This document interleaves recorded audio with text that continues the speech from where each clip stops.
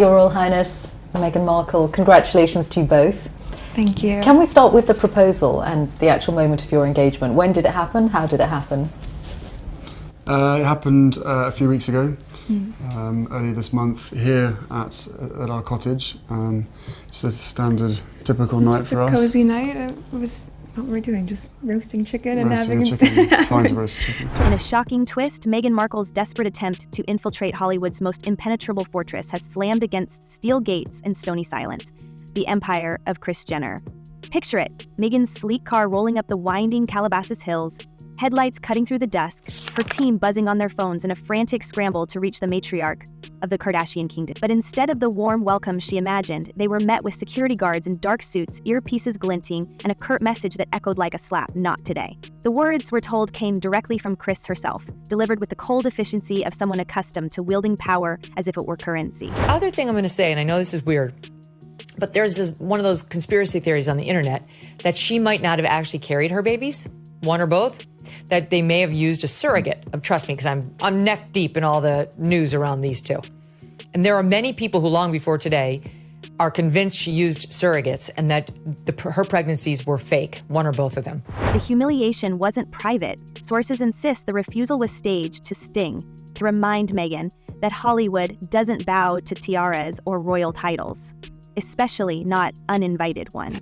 We've all seen Meghan try to carve out her independent brand, first in Vancouver, then Montecito, then Netflix's plush boardrooms. But in this world, the Kardashians decide who gets through the gate. And Meghan wasn't on that list. The rejection wasn't about security, it was about status. For Kris Jenner, who has turned her family name into a multi-billion-dollar empire of influence, image, and scandal, Meghan's arrival wasn't a golden opportunity, it was a liability. You know, I love every member of my family, despite the differences. I don't look at her as an evil stepmother. I see someone who has done everything that she can to, improve her own reputation and her own image. And that's where whispers of the so-called Kardashian blacklist swirl into the story. According to insiders with ties to Jenner's inner circle, there's a quiet but carefully managed list of people deemed too risky to associate with, no matter how famous they may be. Meghan, they say, has joined it. It's not a written blacklist. Kris Jenner doesn't need paper trails, but a spoken understanding among her daughters, her publicists, her lawyers. Meghan's brand is unpredictable, her public perception volatile. We've all seen the roller coaster. One day she's pitching artisanal jam and talking about empowerment on her podcast. The next she's being accused of hypocrisy for building her own royal court in Montecito.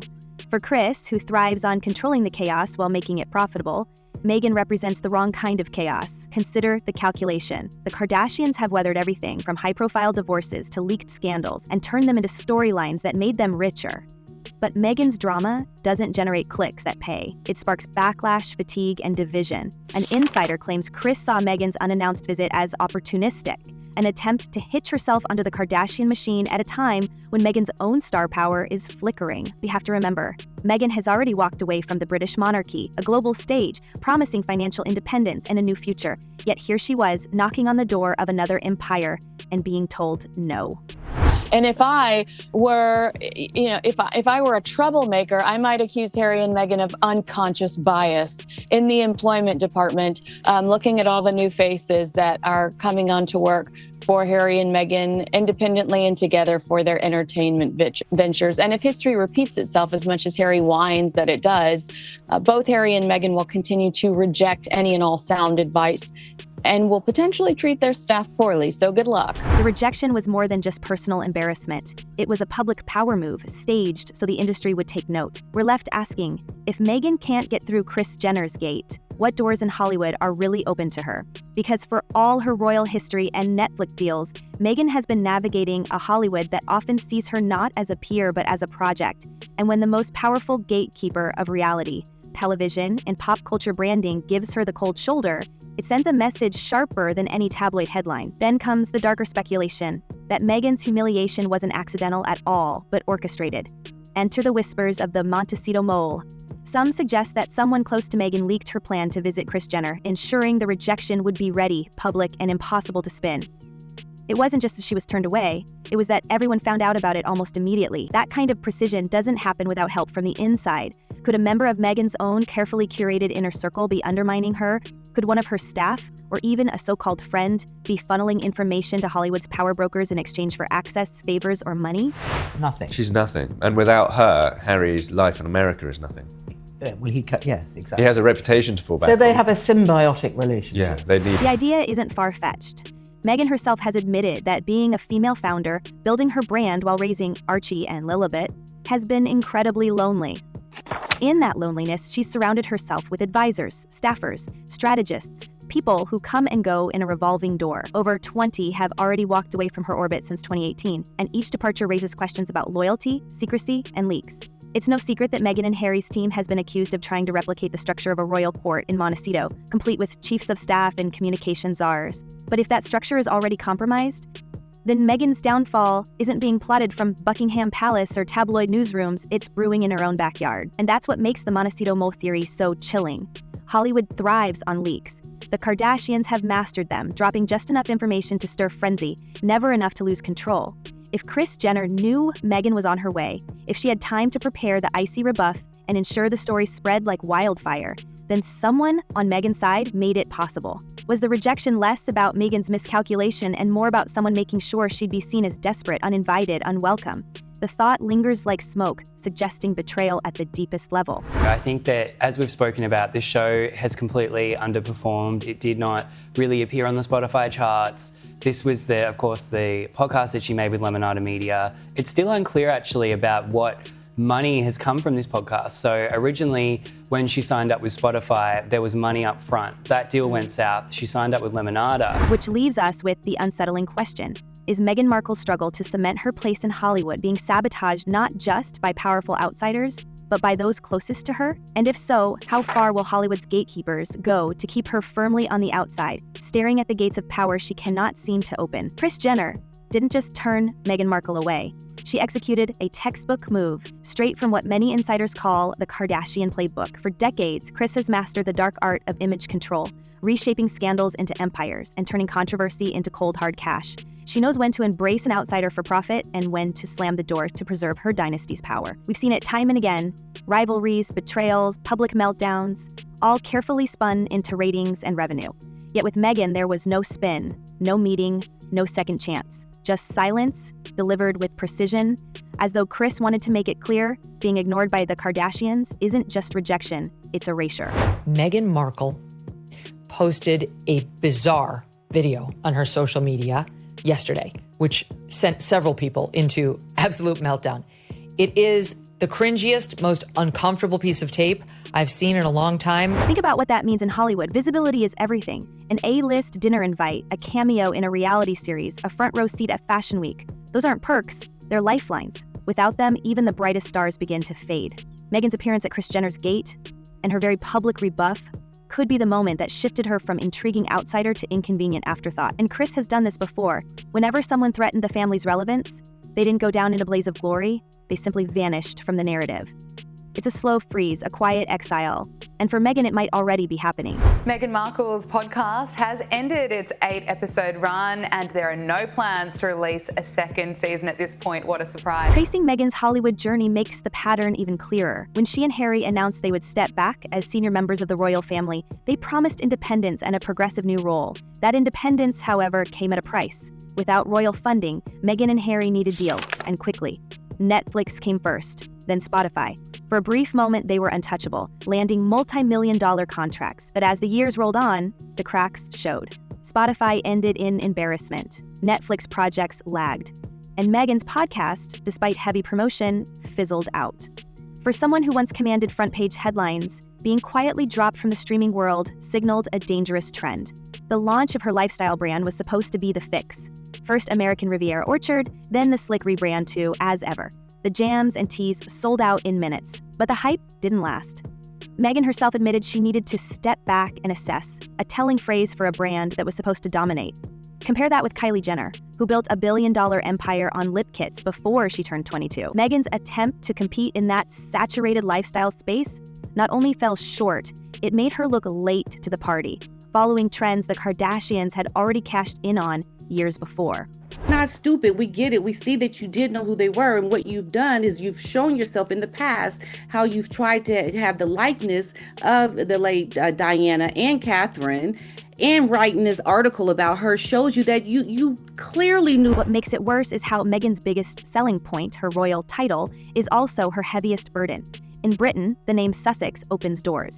In Hollywood, it can close them. The industry thrives on transactional relationships where stars leverage influence for collaboration. Meghan, though, arrives with baggage. To some, she's the Duchess who left a centuries-old institution. To others, she's the woman critics accuse of pulling Harry away from his family, even when she tries to focus on her own identity, admitting in one interview, "If I had to write a resume, I don't know what I would call myself." The shadow of royalty follows, and Hollywood doesn't always forgive a brand it can't clearly define. This identity crisis is more than just a branding problem. It is a psychological tug-of-war playing out in full view of an industry that thrives on confidence and consistency. Hollywood rewards stars who know exactly who they are, who project an unshakable persona, whether it's authentic or carefully manufactured. Meghan, by contrast, seems caught between being an actress who left that life behind, a duchess who renounced palace duties, and an entrepreneur who has yet to solidify her empire. That uncertainty doesn't just confuse her audience, it unnerves potential allies who want reliability, not reinvention every 6 months. I think you can see a lot of examples of that. Meghan trying to emulate things with Catherine and Diana, and it just shows you how much she was invested in these personalities that she wanted to be. We can trace the ripple effect of this confusion through her ventures. One moment, Meghan is packaging herself as a lifestyle tastemaker with artisanal goods. The next, she's leaning into polished interviews about entrepreneurship. Then suddenly, she's back on Netflix with a series that feels more personal than professional. This lack of a singular narrative creates whiplash. And in Hollywood, whiplash often translates into hesitation. Brands don't know which version of Meghan they're endorsing. Producers don't know if she wants to be behind the camera, in front of it, or simply above it all. That indecision makes her less bankable, and bankability is the only language Hollywood truly speaks. There's also the shadow of comparison. Meghan once commanded the kind of global fascination that eclipsed even the Kardashians for a brief time, yet that attention was tied to her royal identity. Without the palace connection front and center, she has struggled to cultivate a role that stands alone. For an actress who once played scripted characters, the irony is sharp. Now, she can't seem to script her own identity in real life. Each reinvention appears less like evolution and more like experimentation, leaving power players wary of betting on someone who hasn't figured out her final act. Growing speculation that Meghan Markle, in her pre-Prince Harry era, before she had ever met the duplicitous Duke, was already a Catherine, Princess of Wales, and Princess Diana obsessive. Psychologically, this constant repositioning may signal more than strategy. It may reveal a deep anxiety about where she fits. Meghan has been open about the pressures of visibility and the loneliness of independence.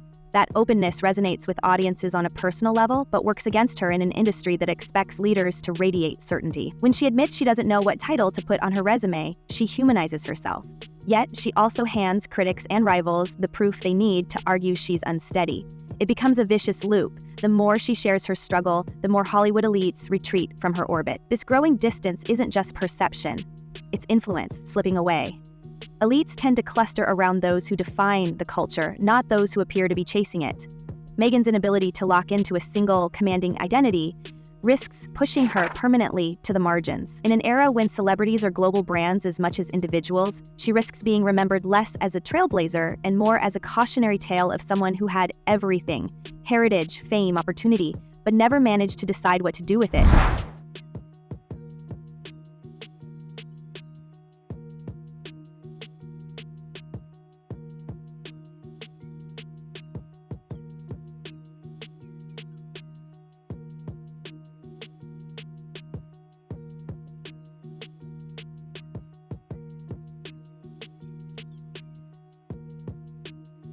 The missteps keep piling up. Meghan's Netflix show, With Love, Meghan, earned curiosity but lacked staying power. Her comments about money, confessing there's lots of guilt mentality surrounding having a lot, raised eyebrows when paired with reports of private jets, lavish Montecito mansions, and a $60 million net worth. And her efforts to show off a perfect marriage with Harry have only fueled more speculation. Some observers believe Harry looks increasingly unhappy in California, overshadowed by Meghan's relentless branding. Others warn that if the couple ever split professionally or personally, Meghan's reputation would implode overnight, and that is the unspoken rule Meghan seems not to grasp. In Hollywood, you don't just need power, you need allies. The Kardashians understand this better than anyone. They built an empire by never standing alone, always together, always multiplying influence. Meghan, meanwhile, has tried to build a solo identity while carrying the weight of royal scandal. Instead of joining an empire, she seems to be drifting, trying to prove she belongs in circles that refuse to let her in. There was this story that Meghan, had her people approach someone about a divorce book. But I mean, imagine if Meghan left Harry, it would destroy her reputation. She would be eviscerated publicly because she's already slipped into this kind of category on social media, the way that pop culture commentators talk about her. They lump her in with Amber Heard, they lump her in with, these other famous women who are perceived as being narcissistic or, being controlling of their husband. So where does this leave her? Meghan's attempt to connect with Kris Jenner could have been the bridge she needed, a way to merge her royal narrative with Hollywood's ruling dynasty. But the rejection may mark a turning point. In an industry where perception is everything, the optics of being turned away at the gate are brutal. Insiders whisper it might be the final warning shot. Meghan isn't welcome among Hollywood's untouchables, no matter how much she tries to pivot her brand. The bigger question is what comes next. Could this snub be the beginning of Meghan's fading relevance? A slow slide into obscurity as the world moves on to the next headline? Or is it just the opening round in a larger game? One where Meghan, backed into a corner, will strike back with a play we haven't yet seen. Could this public rejection be the final nail in the coffin of her Hollywood dreams? Or the spark that forces her to reinvent herself yet again? Comment below, is Meghan Markle fighting a losing battle? Or does she still have one more card left to play? Until next time, stay sharp, stay curious, and we'll see you on the inside of the next scandal.